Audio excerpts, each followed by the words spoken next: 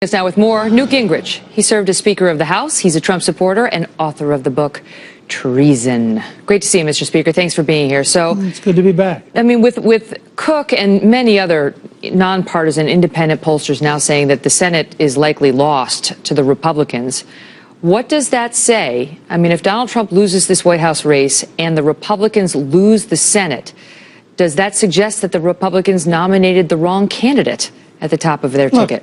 The next 2 weeks are a contest of two parallel universes. I just listened to that report. First of all, I used to hang out with Charlie Cook when he would explain that Donald Trump was hopeless and would not get the nomination.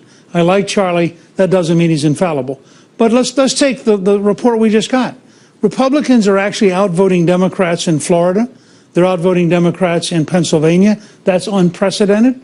They've cut the Democratic lead. You predict a win in Pennsylvania? I think they might. Really? Do you think Trump's going to win Pennsylvania? Look, all I can report to you right now is they're outvoting the Democrats in early voting, which is also true in Florida, which is unprecedented. But all of the polls in Pennsylvania have her winning. What?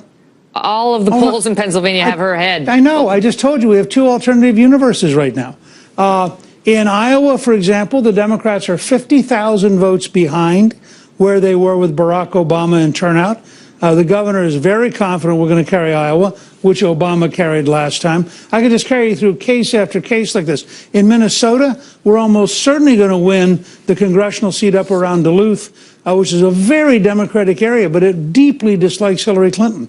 And represent now. But let me just ask you. Let me just ask you, because you say it's two alternate universes. I mean, these are sort of small examples of how he might be heading early voting and so on. But I'm telling you that the Fox News decision desk just moved Iowa, that you just mentioned, Indiana, 2nd Congressional District in Maine. All of them moved left, moved more likely to vote for Hillary Clinton. And in fact, all of the moves that have been on this map over the past 3 weeks by Larry Sabato, by Cook, by the Fox News decision desks. These are nonpartisan outlets that are just trying to call the electoral scoreboard. Not nonpartisan outlets. Every outlet you described as part of the establishment. Fox News, really? Are we? I don't think so. And they every state they've moved it to the left, towards Hillary. And you tell me whether that's all made up. No, I think they're two alternative universes. You have a poll which suggests that she's going to get a Barack Obama turnout among African Americans. I don't think that's going to happen. You have a Washington Post ABC News poll where they took out 8% of the vote because they didn't like the way it voted. Look, I've been around long enough. I remember when the Detroit Liberal newspaper on the Sunday before the election said John Engler would lose by 14 points. He won the governorship that year. I don't take polls as seriously as people who've never run for office. But your candidate, I can tell you. Your candidate loves them and has touted them from the beginning. And he's been behind in virtually every one out of the last 40 polls that we've seen over the past month. That's the reality. Look, if you want to assume the election's over, skip the next 2 weeks and we can talk about the future. I'm not assuming anything. I'm asking you whether you believe your candidate's behind based on these numbers and what it says about the down ballot races. I believe the odds are at least 1 in 3 and maybe better than that the difference in intensity and the difference in determination and the degree to which Hillary Clinton is clearly the most corrupt, dishonest person ever nominated by a party all mean that the odds are pretty good she's not going to win. Now, I actually believe that. This is not just because I'm for Donald Trump. I actually believe the American people let me ask you about that. By this. So let's assume she is corrupt, right? She was just as corrupt 3 weeks ago and 3 months ago. And she would have been corrupt and collapsing physically on September 11th of this year. And her poll numbers tanked. But then you know what happened. He had a rough first debate. He took the bait on Alicia Machado. He stayed in that trap for a week. The Access Hollywood tape came out, which was not produced by Hillary Clinton. That was Trump on camera talking about grabbing women. Look, I just heard you go through this with Governor Pence. I get it. I know where you're coming from. But let me point out something to you. Sure. The three major networks spent 23 minutes attacking Donald Trump that night and 57 seconds on Hillary Clinton's secret speeches. You don't think this is a scale of bias worthy of Pravda and Izvestia?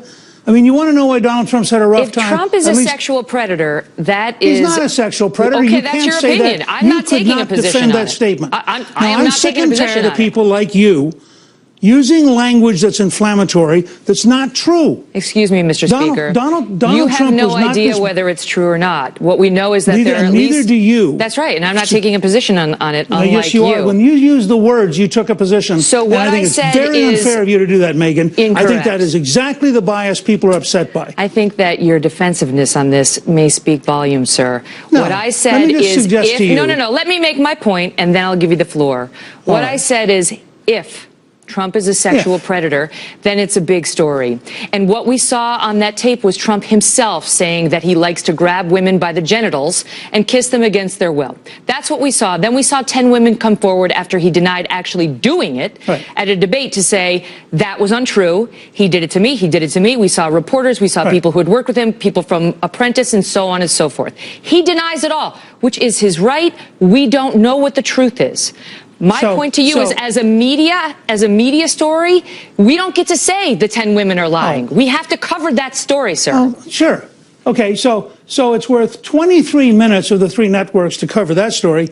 And Hillary Clinton, in a secret speech in Brazil to a bank that pays her $225,000, saying her dream is an open border where 600 million people could come to America. That's not worth covering. That is worth covering. You want to go back through the tapes of your show recently? You are fascinated with sex, and you don't care about public policy. Me? Now, that's really? what I get out of watching you tonight. You know what, Mr. Speaker? I'm not fascinated by sex, but I am fascinated by the protection of women and understanding what we're getting in the Oval Office. And I think the American voters would like to know. And therefore, we're going to send Bill Clinton back to the East Wing because, after all, you are worried about sexual predators. Yeah, listen, it's not about me. It's about the women and men of America. And the poll numbers show us that the women of America in particular are very concerned about these allegations and in large part believe that they are a real issue. And don't dismiss the women summarily. Do you want to comment on whether the Clinton ticket has a relationship to a sexual predator? We, on the Kelly File, have covered that story as well, sir. I will tell you the polls. I just want to hear you use the words. I want to hear you use your words, Bill Clinton, sexual predator. I dare you. Say Bill Clinton, sexual predator. Mr. Speaker, disbarred by the Arkansas bar. Disbarred by the Arkansas bar. $850,000 penalty. Excuse me, sir. We on the Kelly File have covered the Clinton matter as well. We've hosted Kathleen Willey. We've covered the examples of him being accused as well, but he's not on the ticket. And the polls also show that the American public is less interested in the deeds of Hillary Clinton's husband than they are in the deeds of the man who asks us to make him president, Donald Trump. We're going to have to leave it at that, and you can take your anger issues and spend some time working on them, Mr. Speaker. Thanks for being here. And you too. You too.